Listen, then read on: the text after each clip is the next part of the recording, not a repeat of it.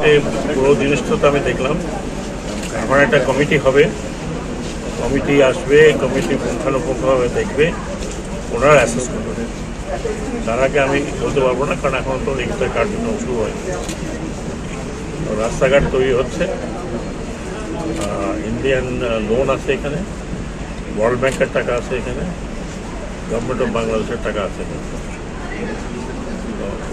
বাকিটা এটা যে উদ্দেশ্য কানেক্টিভিটি উইথ চিটাগং পোর্ট, সামনে সাবরুম সাব ডিভিশন ত্রিপুরার, ওর মধ্যে রেলওয়ে লাইনও হচ্ছে। তো পোর্ট থেকে যে সমস্ত কন্টেনার যাবে সেগুলো রেলওয়েতে লোড হবে এবং ইন্ডিয়ার বিভিন্ন জায়গায় হবে। এটা হচ্ছে ভারতের পক্ষ থেকে। আমাদের এখানে কি এক্সপোর্ট হবে হবে না, পাবলিক কত যাবে কি যাবে না, আমাদের রেভিনিউ কী হবে, কতখানি হবে, আমাদের লাভ কতখানি হবে, সেটা দেখার জন্য একটা কমিটি আমি ফিরে গিয়ে ইনশাল্লাহ একটা কমিটি করে দেবো।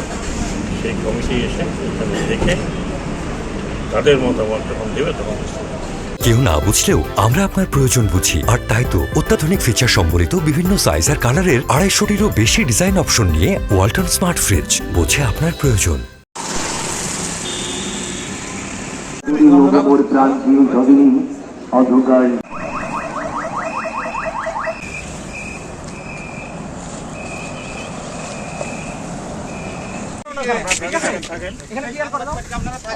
আপনারা একটু ভাই আপনারা ঠিক আছে